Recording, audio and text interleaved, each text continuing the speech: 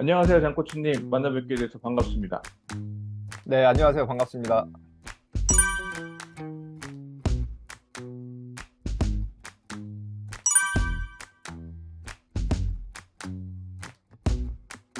우리 예전부터 이렇게 서로 소식은 공유를 받고 있었는데 직접 뵙게 돼서 너무 반갑고, 일단 저는 장코치님을 예전부터 잘 알고 있었고, 어떤 일을 하시는 분인지 알지만, 그리고 장코치님을 잘 알고 있는 축구 팬분들도 분명히 계시지만 또 아직 모르는 분들도 계시니까 소개를 좀 네네. 먼저 부탁드릴 수 있을까요?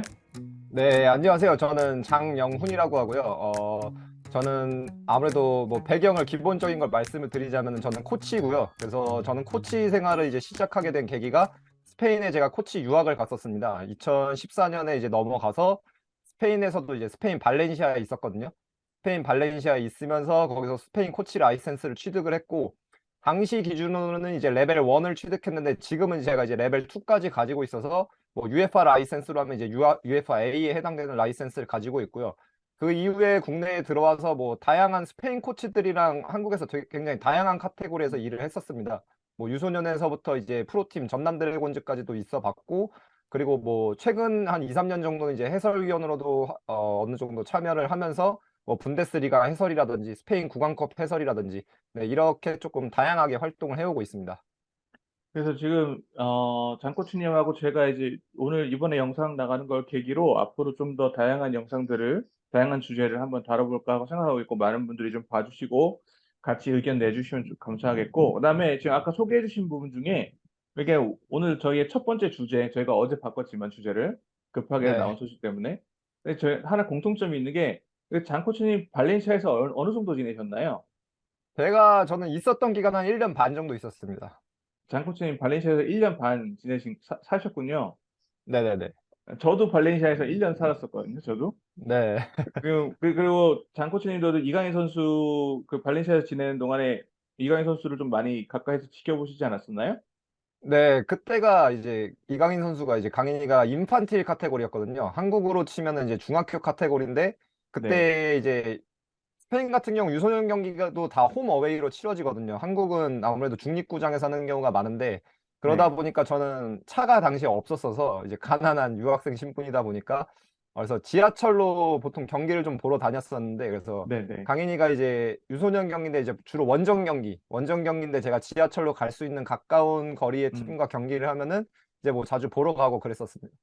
그러니까 아주 어렸을 때 중학생 시절에 네네네. 발렌시아에서 살면서 지켜보셨었고, 저 같은 경우는 제가 발렌시아에 살 때가 이강인 선수가 이제 막 유소년 팀에서 1군 팀으로 넘어올 때, 그 네. 당시에 제가 지내면서 이강인 선수 훈련장에서도 보고, 그다음에 홈 경기 뭐 원정 경기 제가 갈 수 있는 경기들도 가서 좀 취재도 하고, 또 우리 둘 다 발렌시아에서 살면서 이강 선수를 본 공통점이 있습니다. 그래서 우리가 오늘 첫 번째 주제로, 원래 코치님 잘 아시겠지만 우리는 원래 첫 주제는 다른 걸 하려고 했었는데, 네.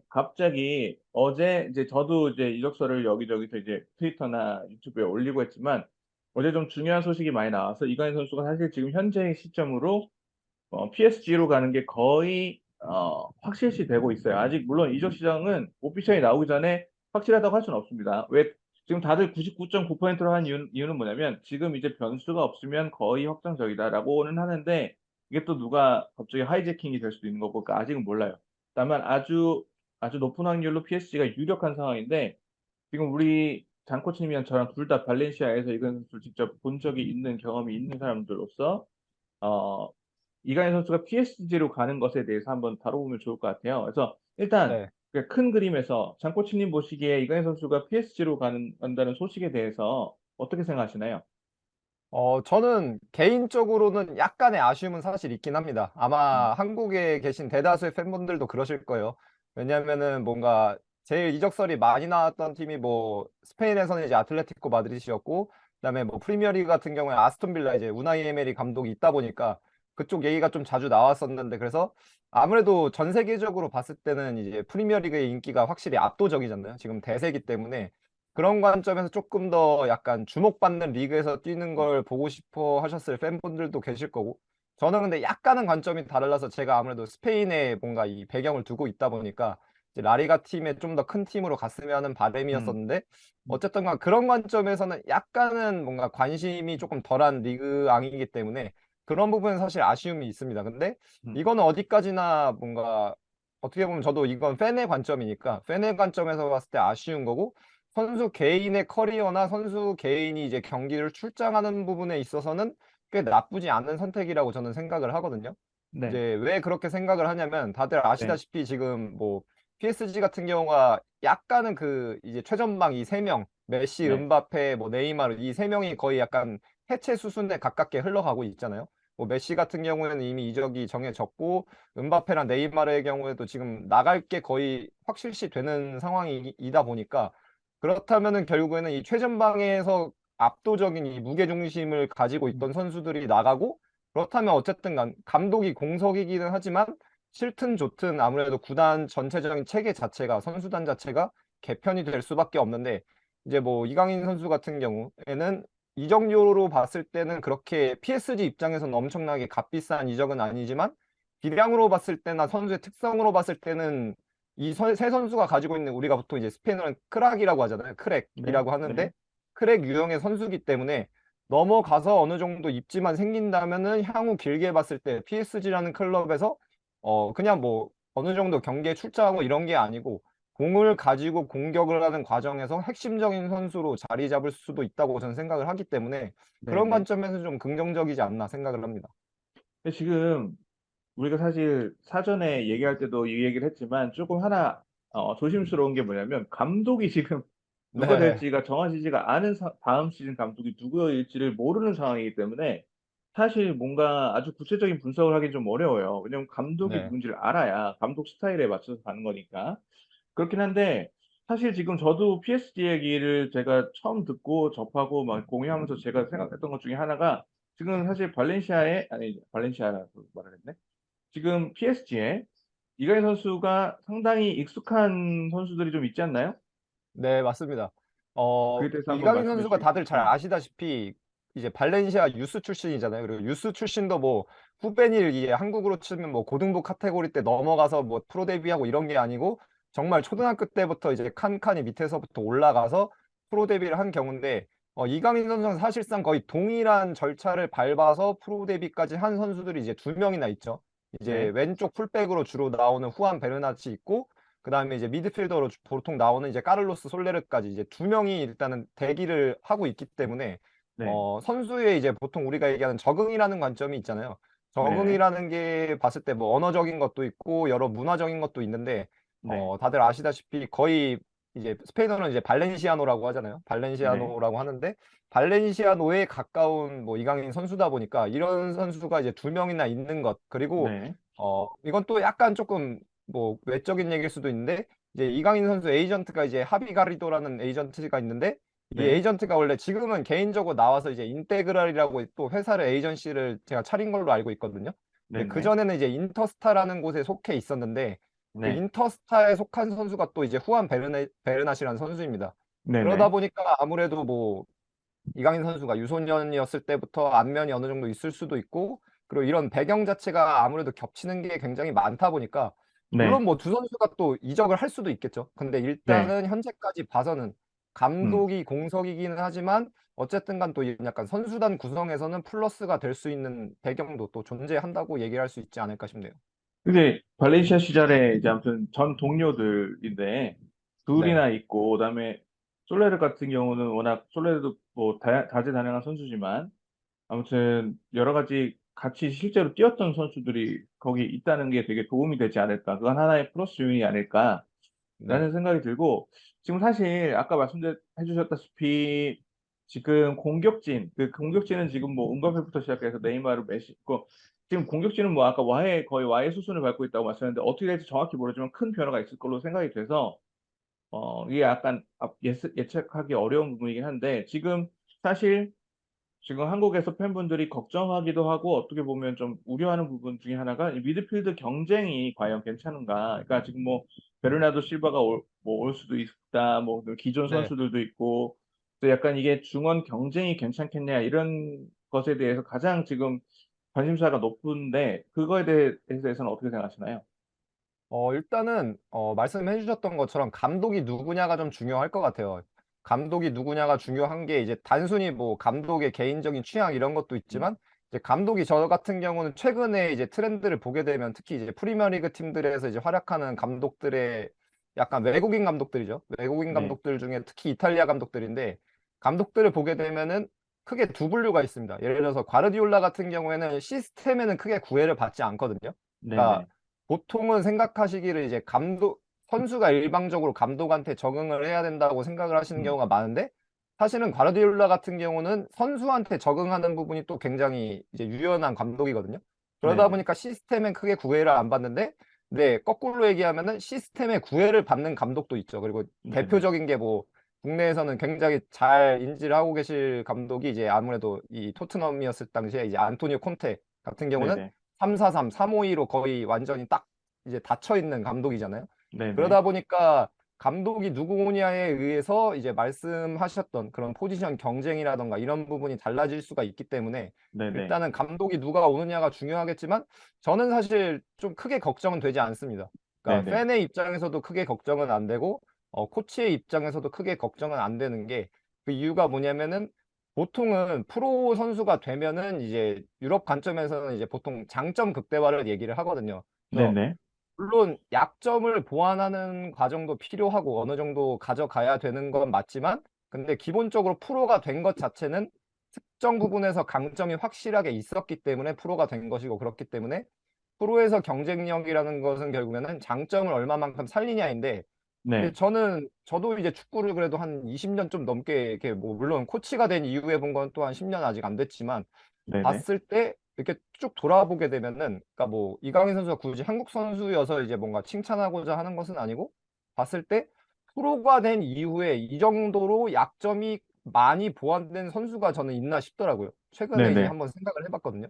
네네, 그래서 이제 아무래도 그거에 이제 일조를 한 가장 직접적인 기여를 한 것은 이제 아무래도 이번 시즌 마요르카 감독이었던 이제 아기레 감독인데 네네, 이제 이강인 선수 같은 경우는 아무래도 이제 공이 없을 때 이제 스페인어를 약간 영어로 직역을 하면 이제 인텐시티가 떨어진다라는 얘기가 이제 보통 많았고 네네, 그리고 이게 뭐 그냥 제가 그냥 뭐 어디서 뭐 주워들어서 얘기하는 게 아니고 이제 이강인이라는 선수를 이제 발렌시아 유소년 때부터 봐왔던 코치들이 또 저랑 일한 코치들도 있고 이제 제가 네네, 연락을 지속적으로 하고 지내는 코치들이 있거든요. 네네, 그러니까 그 코치들이 종합적으로 항상 얘기를 했던 게 공을 가졌을 때 능력에는 의심의 여지가 없다. 아까도 네, 저희가 얘기한 음, 전형적인 크랙류의 음, 선수다. 근데 공이 없을 때 인텐시티가 조금 떨어지기 때문에 프로 네네, 무대에서 선발로 내기에는 사실 조금 힘들다.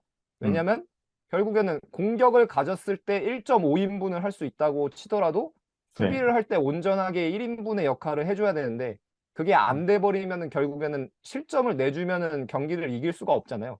네, 그러다 보니까 실점을 하지 않는 선에서 경기를 이기는 쪽으로 끌고 가야 되는 게 축구인데 그런 부분에서 조금 아무래도 약간의 부족한 부분이 있다 보니까 음, 이제 선발로 나오기가 힘들다 했는데 이제 아기레 감독과 함께 하면서 이번 시즌 이제 그런 부분에서 완전히 정말 한 단계 올라섰다고 볼 수 있는 이강인 네, 선수이고 그리고 네, 그러다 보니까 이제 다들 아시다시피 대표팀에서도 이제 음, 계속해서 소집이 되지 않다가 소집이 됐고 본선에서도 또 좋은 활약을 보여줬잖아요.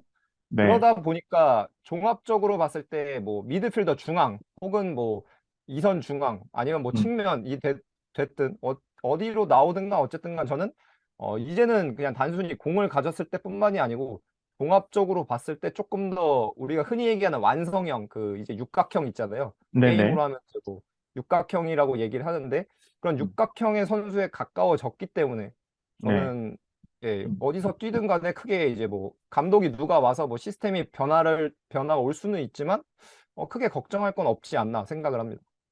그래서 일단 아마 제 생각에는 좀 더 구체적으로 이제 저희가 시청자분들한테도 말씀을 드리면 저희가 좀 더 구체적으로 장 코치님하고 저하고 이게 이게 지금은 할 수가 없어요, 더 이상. 왜냐하면 감독이 누굴지 네, 알 수가 없는 상태에서 이게 분석하는 게 큰 의미가 없기 때문에 그거는 네, 감독이 정해지고 그다음에 오피셜이 나오고 사실 또 아직 오피셜이 아닌데 저희가 또 너무 깊게 들어가는 것도 좀 그림이 그렇고 해서 오피셜이 나오고 감독이 정해지고 하면 그때 좀 더 구체적으로 다루는 걸로 해보고 이강인 선수 주제에 대해서 이제 다른 주제로 넘어가기 전에 하나만 말씀을 나눠보면 이제 특히 코치님은 저보다도 더 먼저, 더 어릴 때, 이강인 선수가 더 어릴 때, 예. 그러니까 중학생 시절, 그러니까 진짜 정말 잠재력이 되게 높다라고 평가받던 시절부터 보기 시작해서 이번 시즌에 특히 물론 발렌시아 시절에도 충분히 잠재력을 보여줬지만 이번 시즌에 잠재력이 만개되는 모습을 많이 보여줬었는데 그런 걸 보시면서 이관 선수의 발전을 보시면서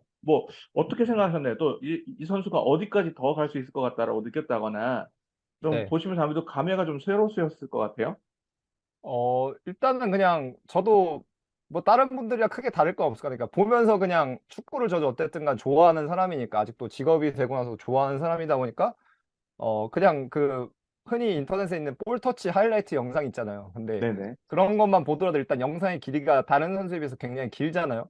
그것 네네. 자체가 일단은 보는 즐거움이 정말 컸다는 거를 얘기할 수 있을 것 같고, 저는 근데 또 방금 말씀드렸던 부분에서 아무래도 이어질 것 같아요. 코치의 관점에서도 아무래도 보다 보니까, 아까 말씀드렸던 그런 부분에 있어서 결국에는 선수가 약간은 뭔가 경쟁력이 떨어진다는 인식이 있어서 이게 뭔가 프로에 넘어와선 사실 그렇게 순조롭지는 않았잖아요. 플레잉 네. 시간이라든지 그리고 저는 이제 유소년 때부터 봐왔지만 이강인이라는 선수는 그 정도로 경기를 안 뛴 기간이 사실 없었거든요. 항상 뭐 월반에서도 뛰었고 뭐 음. 자기 그냥 나이에 맞는 카테고리에서도 뛰긴 했지만 아무래도 프로 와서는 조금 약간 어려움을 겪는 모습이 보였기 때문에 그리고 그게 뭔가 저는 듣는 것도 있고 제가 봐도 그렇고 그게 어느 정도 뭔가 보완해야 될 점이 보여서 그게 뭔가 한계가 될 수 있지 않을까 싶었는데 뭐 아기레 감독이 기자회견에서도 언급을 했지만 정말 필요한 부분, 본인이 노력을 해서 개선할 수 있는 부분에서는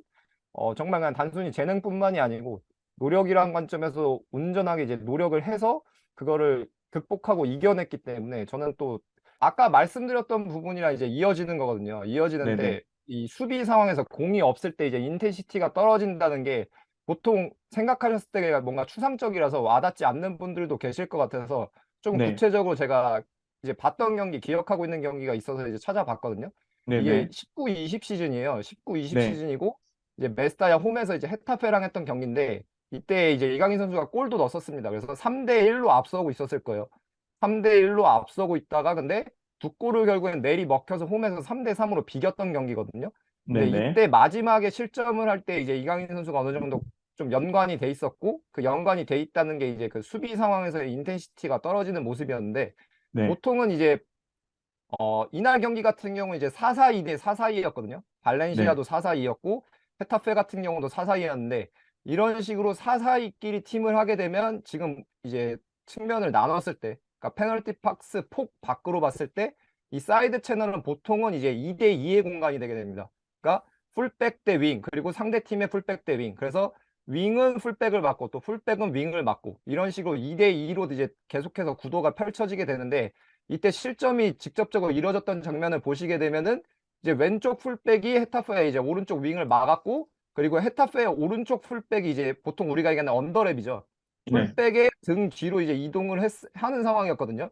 근데 이 상황 같은 경우 결국에는 말씀드렸던 것처럼 2대2 상황이 돼서 결국에는 이렇게 프리로 넘어와서 크로스를 올라오는 상황이 사실은 나오면 안 되는데 이때 네. 이강인 선수가 이제 왼쪽 측면 미드필더로 나왔었습니다. 4-4-2에서. 근데 결국에는 이제 뭐 영어 표현을 하면 이제 트랙백이라고 하죠. 쫓아가서 여기서 결국에는 2대2를 만들어줘야 되는데 여기서도 이제 제가 얘기하는 이제 공 없는 상황에서 인텐시티가 이런 거거든요. 여기서 그 인텐시티가 떨어졌기 때문에 결국엔 2대2가 아니고 2대1을 내줬고 여기서 이제 먼포스트 쪽으로 크로스가 가서 피니싱이 되면서 이제 결국에는 3대3으로 동점까지 이어졌거든요. 그러니까 네. 이런 부분에 있어서 아무래도 조금 뭔가 실점을 하지 않게끔 현재 상황을 유지할 수 있는 선수여야 되는데 이런 식으로 음. 공이 없을 때는 아무래도 인텐시티가 떨어지다 보니까 이제 좀 프로 레벨에서 선발로 나오는 데는 좀 어려움이 있었던 거거든요. 근데 이번 초기에. 시즌에는 네, 네.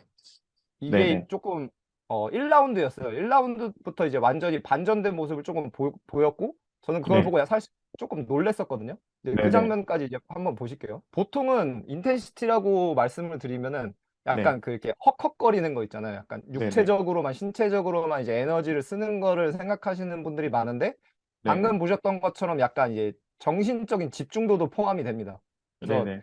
상황에 대해서 내가 무슨 동작을 가져가야 하는지를 이제 계속해서 유지할 수 있는 걸 인텐시티라고 보통은 얘기를 하는데 이제 네네. 그런 상황에서 공이 없을 때 이제 인텐시티가 조금 부족했던 거죠.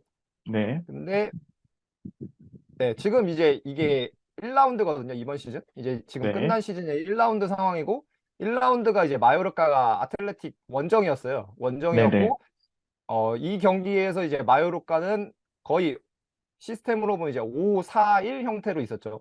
5-4-1 형태로 있었고 반면에 이제 아틀레틱은 뭐 보통의 이제 본인들이 가장 잘 아는 4-4-1 시스템으로 경기에 임했었는데 이날 경기도 이제 방금 보셨던 헤타페전이랑 구도 자체는 사실 거의 동일했습니다. 네. 뭐 아시다시피 이제 마요르카 같은 경우는 이제 내려앉아서 수비하는 시간이 굉장히 긴 팀이었고 특히 이제 아틀레틱 원정이었기 때문에 이 경기도 내려앉아 있는 시간이 굉장히 길었거든요. 그러다 보니까 이제 거의 말 그대로 5-4-1 형태로 위치를 해서 경기를 하는 경우가 시간이 길었는데 이 경기도 이제 구도는 거의 똑같았습니다. 아틀레틱도 이제 4-4-2를 활용을 하고 이제 왼쪽 측면 미드필더의 경우에는 이제 오른쪽 윙백이 수비를 했고 그다음에 이제 왼쪽 풀백의 경우에는 이제 오른쪽 측면 미드필더로 나왔던 이제 이강인 선수가 이제 이때는 유리 베르치체가 나왔었거든요.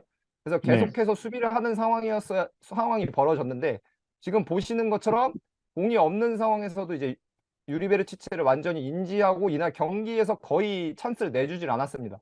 음. 유리 베르치체는 뭐 레알 소시에다도 있었고 이제 파리 생제르맹도 있었고 그래서 아시는 분들도 계시겠지만 근데 인지도가 그렇게 높은 선수는 아니라서 그냥 간단하게 특징을 설명을 드리자면 신체적으로 엄청나게 우위가 있는 선수예요.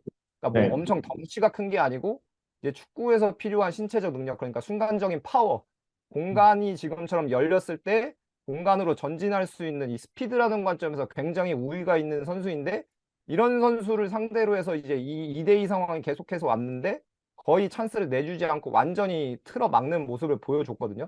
그러니까 네. 이런 게 그 전까지는 사실 볼 수 없었던 장면이고 근데 이번 시즌이 시작할 때 이게 1라운드였는데 네. 1라운드 때 보고 저는 사실 조금 놀랐어요. 음. 왜냐면은 이게 항상 뭔가 결점이었고 뭔가 선수에게 뭔가 완전하지 못한 부분이라고 지적을 받던 부분이었는데 거의 90분 내내 이게 전혀 문제 없이 이제 음. 계속해서 수행을 해내더라고요.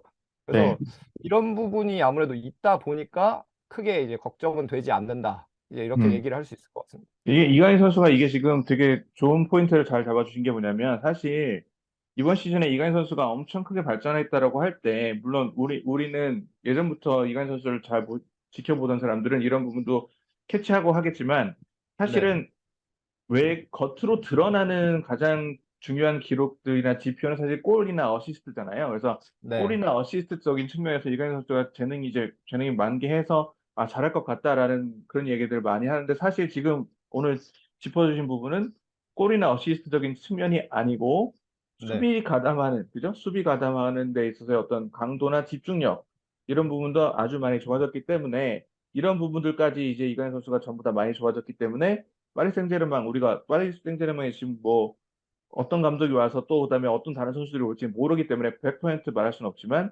이런 부분들까지도 이강인 선수가 많이 좋아졌기 때문에 크게 걱정이 되지 않는다. 뭐 이런 네, 말씀이었던 것 같습니다. 네, 그렇게 정리하면 될까요?